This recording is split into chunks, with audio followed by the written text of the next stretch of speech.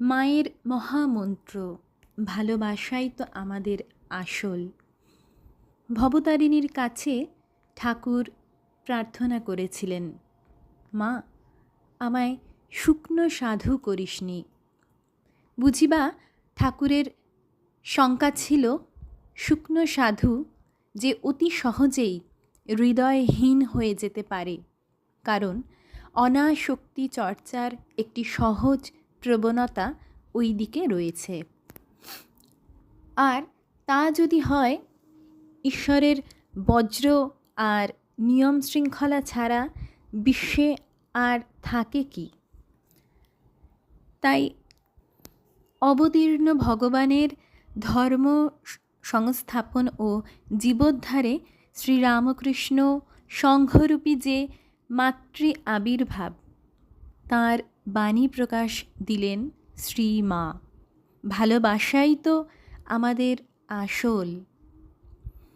এ আসল খাটিয়ে যে যত পারো ঐশ্বর্য আহরণ করো, ক্ষতি নেই, লাভ আছে। কিন্তু সাবধান, মূলধন নষ্ট করে ব্যবসায় চলবে না।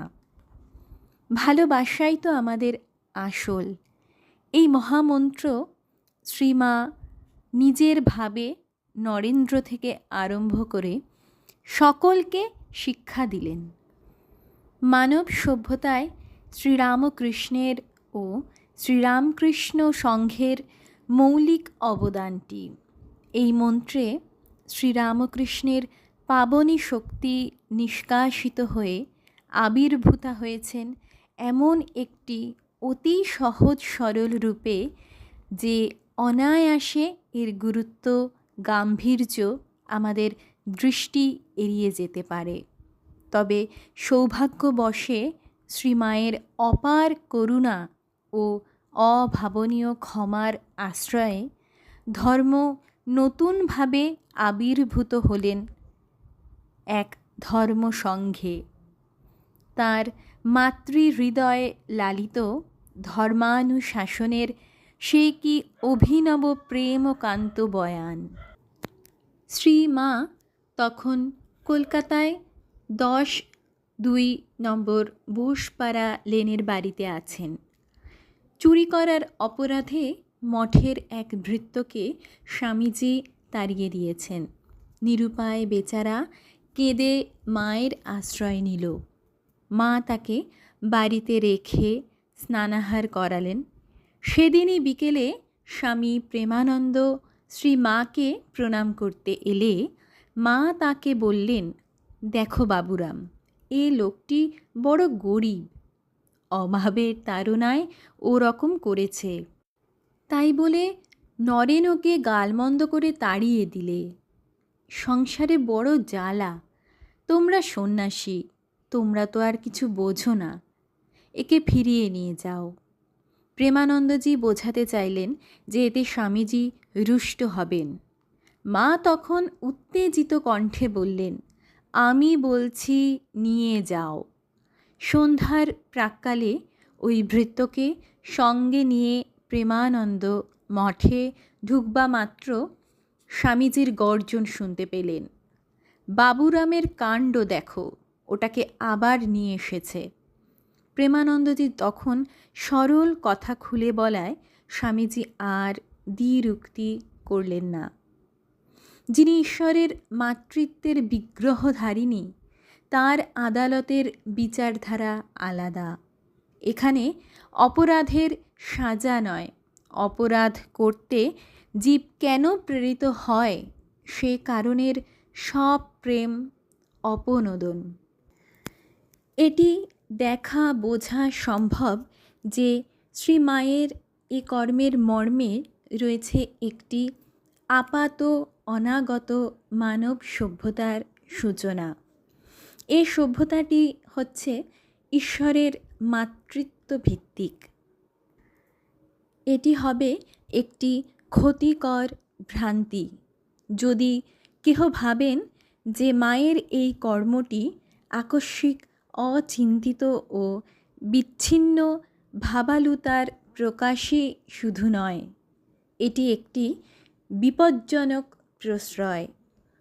এখানে সুগভীরভাবে ভাববার একটি কথা আছে। সমাজে, রাষ্ট্রে শৃঙ্খলা রক্ষার জন্য লোক প্রতিনিধিগণ আইন প্রণয়ন করেন।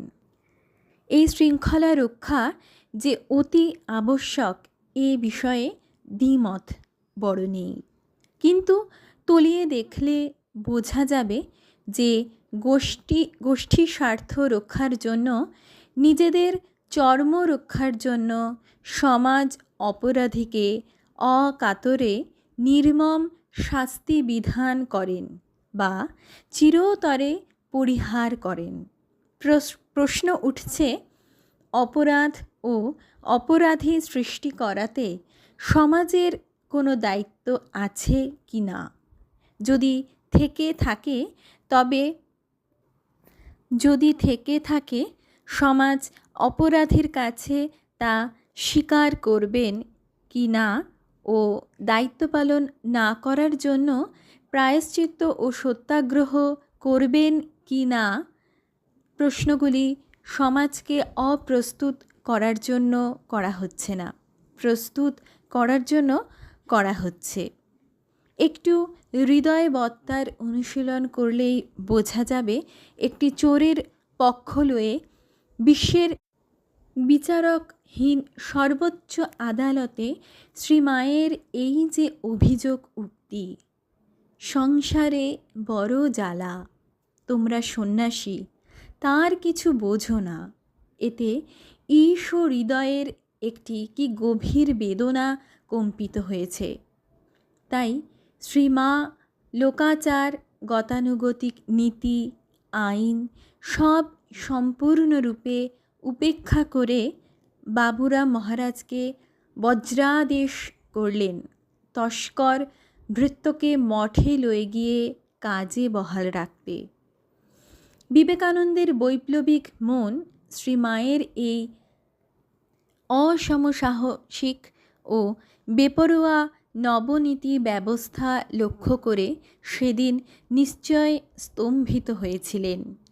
ধর্ম সংস্থাপনে, বিশেষ করে অধুনা প্রবাহিত বিবর্তনের ধারায় কোনো প্রত্যাখ্যান নেই, আছে ঊর্ধ্বমুখী লালন ব্যবস্থার সম্প্রসারণ। যদি বলি সনাতন ধর্মের বিবর্তনে এটি একটি মৌলিক অবদান শ্রীমায়ের, কথাটি যে প্রমাণের অপেক্ষা রাখবে সে প্রমাণটি দেওয়া হচ্ছে এখানে। জয়রামবাটি অঞ্চলের শিরোমণিপুরে তুতে ডাকাত দলের প্রতি শ্রীমায়ের যে সকরুণ ব্যবহার, তা ঘটেছিল চম্বল উপত্যকার বহু বিস্তৃত দুর্বৃত্ত উদ্ধারের বহু পূর্বে।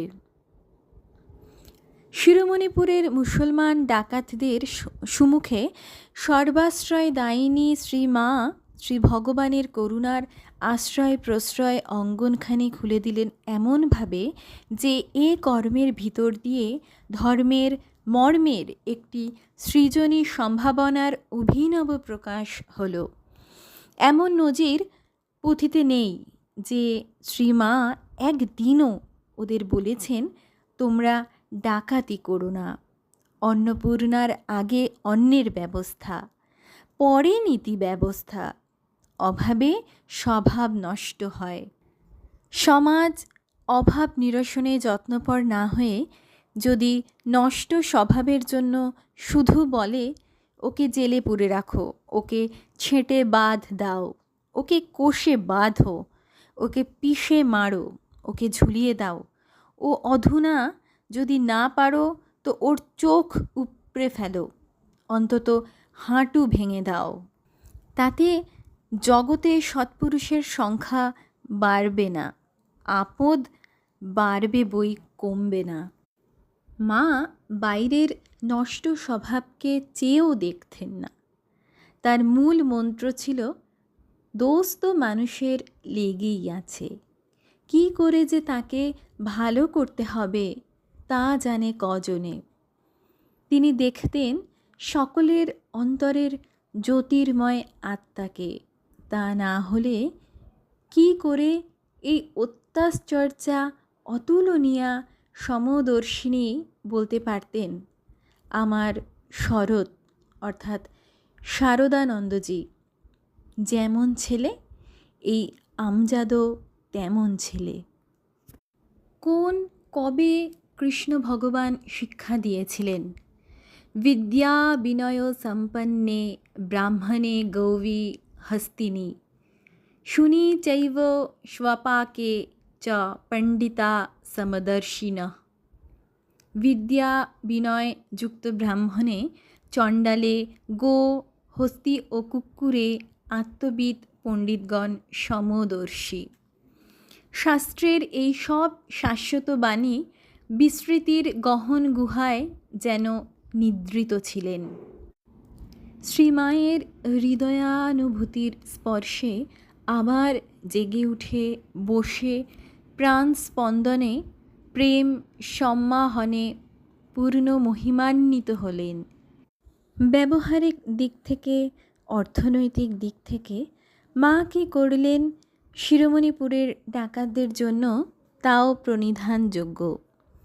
তাদের তিনি দিলেন নিজের বাড়িতে ঘর তৈরি করার কাজ, অত্যন্ত জরুরি রুজির সংস্থান, যাতে করে অংশত তাদের হলো বেকারি থেকে মুক্তি।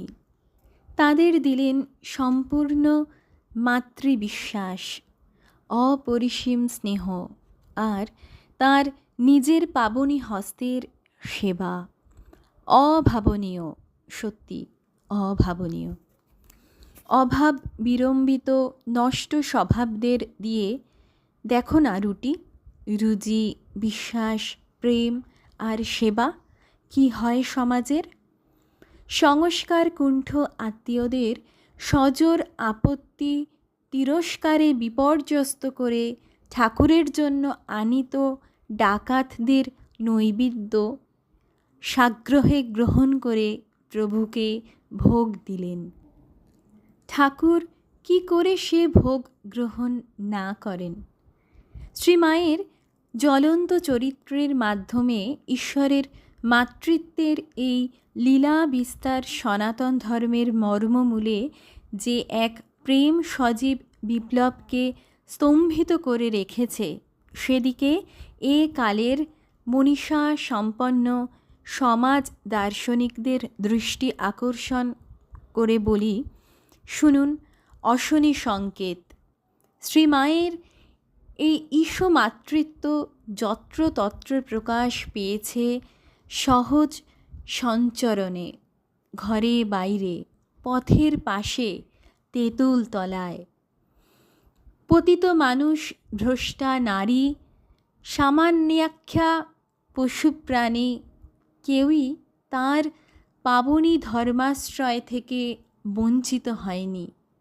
তাই শুধু নয়, সকলে সসম্মানে সপ্রেমে গৃহীত হয়েছে।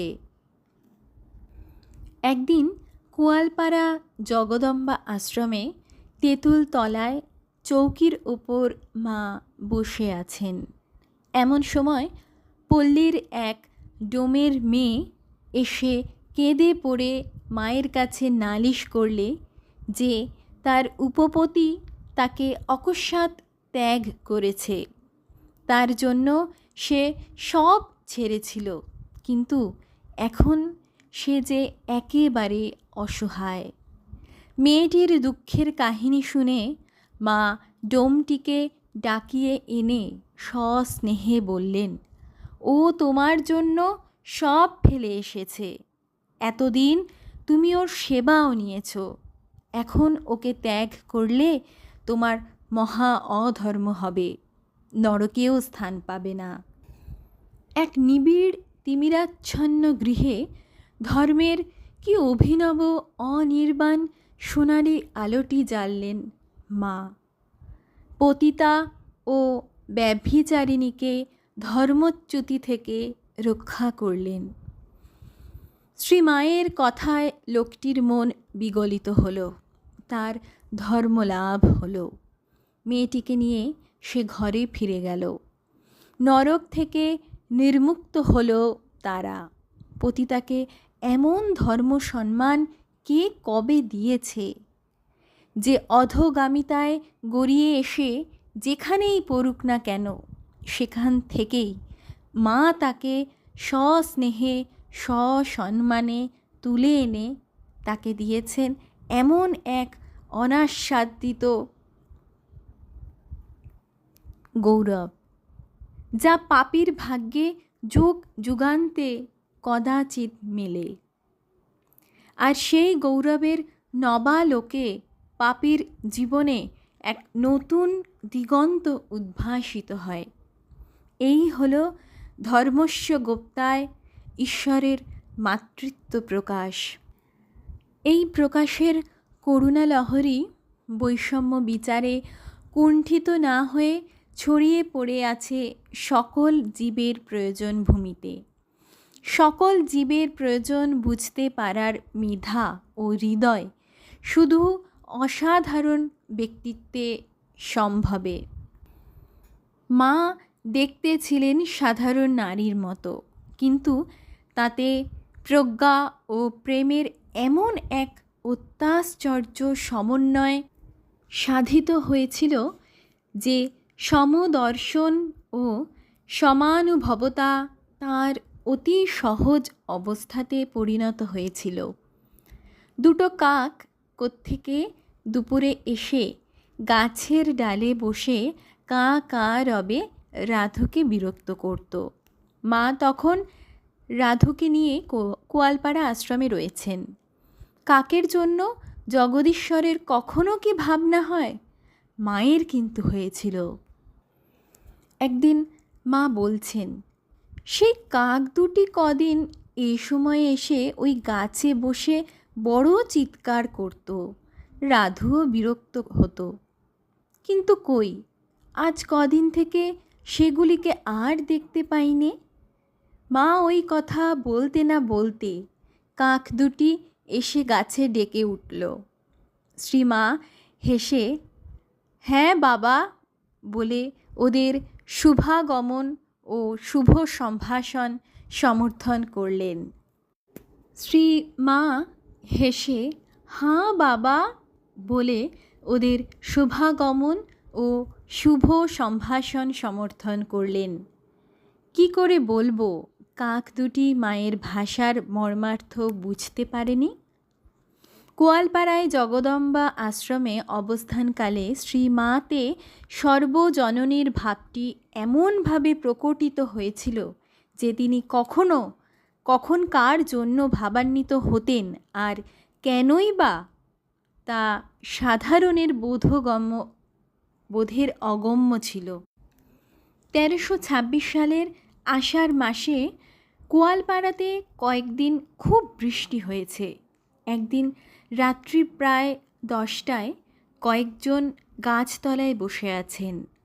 সিক্ত ধরণী, আধারে ফোটা কেয়া কেতকীর মৃদু গন্ধে ঝিঝি পোকার ঐকতান আমোদিত।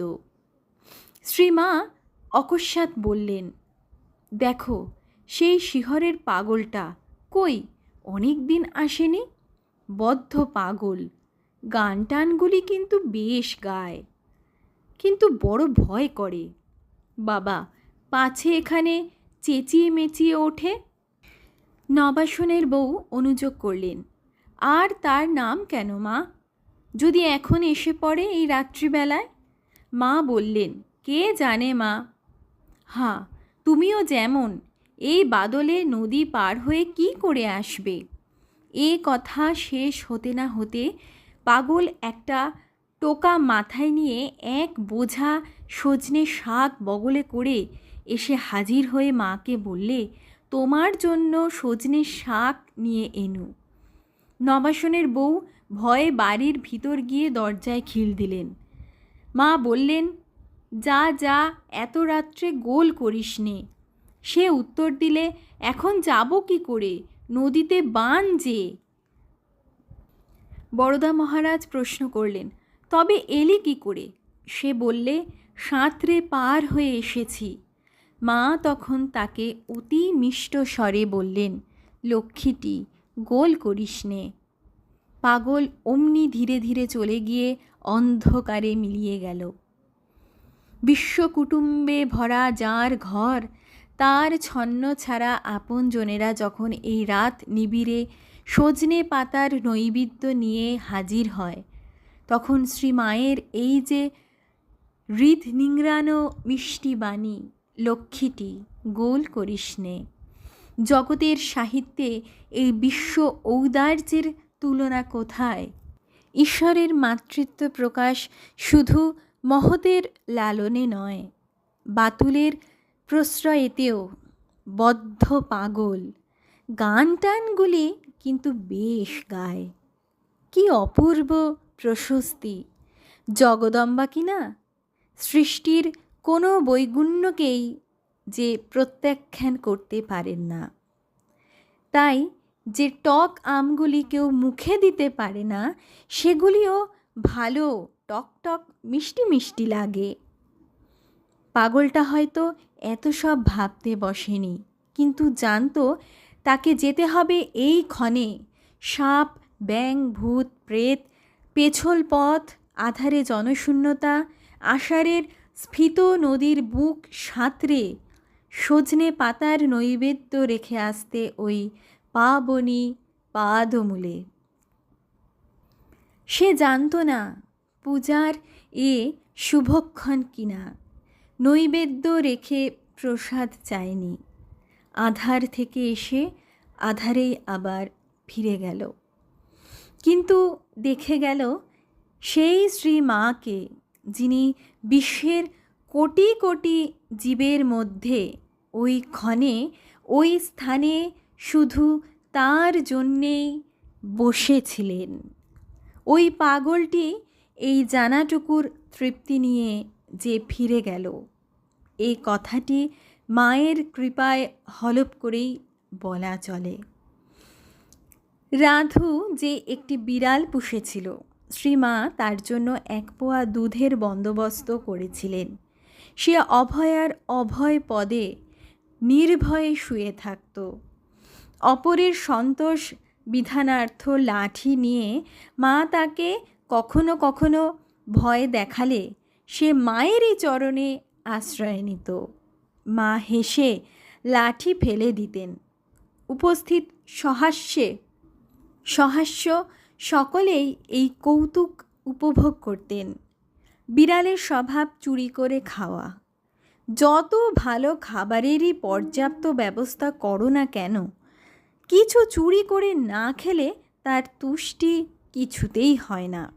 এতে মা বিরক্ত হতেন না, বলতেন, চুরি করা তো ওদের ধর্ম বাবা, কে আর ওদের আদর করে খেতে দেবে। কি অপূর্ব স্বধর্ম ব্যাখ্যা সর্বজননীর! কিন্তু ন্যায়ের দণ্ড ধরে জ্ঞান মহারাজ বিড়ালটির বিরুদ্ধে যুদ্ধ ঘোষণা করলেন। একদিন ওকে তুলে এমন আছাড় দিলেন, দেখে মায়ের মুখ বেদনায় কালো হয়ে গেল। অন্যভাবে ঠ্যাঙানো তো লেগেই ছিল। জ্ঞান মহারাজের অত্যাচার সত্ত্বেও রাধু ও মায়ের সযত্নে লালিত বিড়ালের বংশবৃদ্ধি হতে থাকল। মা জ্ঞান মহারাজকে ডেকে বললেন, জ্ঞান, বিড়ালগুলোর জন্যে চাল নেবে, যেন কারো বাড়ি না যায়। গাল দেবে বাবা। এই লৌকিক যুক্তিতে যে বিড়ালগুলির ভাগ্য ফিরবে না, মা তা জানতেন। তাই তিনি আবার বললেন, দেখো, এই লৌকিক যুক্তিতে যে বিড়ালগুলির ভাগ্য ফিরবে না, মা তা জানতেন। তাই তিনি আবার বললেন, দেখো জ্ঞান, বিড়ালগুলোকে মেরো না, তাদের ভেতরেও তো আমি আছি। তাই তো ঠাকুর ভবতারিণীর ভোগ বিড়ালকে খাইয়েছিলেন। আজ মুখ ফুটে সে কথা বলতে হলো। বিড়ালের ধর্মরক্ষা, চর্মরক্ষা, প্রাণ রক্ষা করতে। এই কথা শোনার পর জ্ঞান মহারাজের হাতে আর তো লাঠি উঠতই না। অধিকন্তু এখন থেকে তাকেই প্রাণের তাগিদে বিড়ালের জন্য চুনা মাছ ভেজে ভাতের সঙ্গে বিড়ালদের খাওয়াতে হতো। রাধুর বিড়াল মিনি একদিন উঠানের ধারে শুয়েছিল। এক মহিলা ভক্ত তাকে পা দিয়ে আদর করছিলেন। ক্রমে তার পা যেই বিড়ালের মাথায় উঠল, মা বললেন, ও কি করছো মা? মস্তক যে গুরুর স্থান, পা দিয়ে মস্তক স্পর্শ করতে নেই, বিড়ালটিকে প্রণাম করো। মহিলা ভক্তটি বললেন, এ আমি মোটেই জানতুম না মা, আজ একটি নতুন শিক্ষা হলো। ধর্ম স্থাপন করতে এসে ভগবান কি করেন? বলে বেড়ান, দেখো দেখো, এখানে ভগবান, ওখানে ভগবান, সব কিছুতে ভগবান, সর্বত্র ভগবান। তুমিও তাই, সকলে তাই। এ চেতন চৈতন্যটি শ্রী মা সাধারণের বোধের দুয়ারে অতি সহজলভ্য করে দিতেন। সকালের দিকে একদিন মা বারান্দায় বসে একজন উঠান ঝাড় দিচ্ছিল। ঝাড় দেওয়া হয়ে গেলে সে একদিকে ঝাঁটাটি ছুঁড়ে ফেললে। দেখে মা বললেন, এ কি করলে? কাজটি হয়ে যাবার পর ঝাঁটাটি তুমি এমন অশ্রদ্ধার সঙ্গে ছুঁড়ে ফেললে। ঝাঁটাটিকে ভদ্রভাবে একটি কোণে রেখে দিতেও ততটুকুই সময় লাগে যতটুকু সময় লাগলো এটিকে ছুঁড়ে ফেলতে। তুমি যদি কোনো বস্তুকে শ্রদ্ধা করো, সেও তোমাকে শ্রদ্ধা করবে। এটিকে কি তোমার আর প্রয়োজন হবে না? তাছাড়া এটি এ পরিবারের একটি অংশ। এদিক থেকেও যদি দেখো, এটি শ্রদ্ধার যোগ্য। একটি ঝাড়ুর সঙ্গেও সসম্মানে ব্যবহার করা উচিত। অতি সামান্য কাজও শ্রদ্ধার সঙ্গে সম্পন্ন করা উচিত। শ্রীমায়ের মুখে তার ওই আত্মপ্রশস্তি শুনে ঝাড়ুটির প্রাণে কি অননুভূত জেগেছিল, সেটি কবির কল্পনার বিষয়। সৃষ্টির আদিকাল থেকে কে কবে বলেছে শুনেছে যে ঝাড়ুটিও পরিবারভুক্ত। এর সঙ্গে ভদ্রভাবে সসম্মানে ব্যবহার করতে হয়। ভাবে কর্মে পরিণত অদ্বৈত বেদান্তের দর্শন কুশলতার ও হৃদয়বত্তার কি অত্যাশ্চর্য সুস্বাদু ফলপ্রকাশ। ঝাড়ুটি যদি এত মহিয়ান হয়, তবে ঝাড়ুদার কি তার চেয়ে কম হবেন? ঈশ্বরের মাতৃভাবকে শ্রীমা কোন সূক্ষ্মাতি সূক্ষ্মা স্তরে কি গভীর প্রাণবন্তভাবে, কি অশ্রুতপূর্ব মৌলিকতার সঙ্গে, কত শান্তি কান্তি ও মাধুর্যের সঙ্গে বিভাসিত করলেন। চুরির অপরাধে বিতাড়িত বেলুর মঠের ভৃত্য, ভদ্র ঘরের পতিতা, উপপতি উপেক্ষিতা ডোমের মেয়ে, রাধুর বিড়াল, উঠানের ঝাঁটাটি, সকলকে মা যে অভাবনীয় গৌরবদানে মহীয়ান করলেন, ভেবে দেখলে অবাক হতে হয় যে এই প্রত্যেক ব্যক্তি, জীব ও বস্তুর পেছনে মা যেন দাঁড়িয়ে আছেন উমা হৈমবতীর মতো জগৎ উদ্ভাসিত করে জ্ঞানদায়িনী রূপে। জ্ঞানাঞ্জনে জীবের দৃষ্টি প্রস্ফুটিত করে যেন বলছেন, চেয়ে দেখো বাবা, সর্বং ব্রহ্মময়ং জগৎ। এই অনুভূত সত্যটি যখন হৃদয়ের গোমুখী থেকে ঘটনাস্রোতে প্রবাহিত হয় নানা কর্মে, তখন এটি হয়ে দাঁড়ায় ঈশ্বরের মাতৃপ্রকাশ।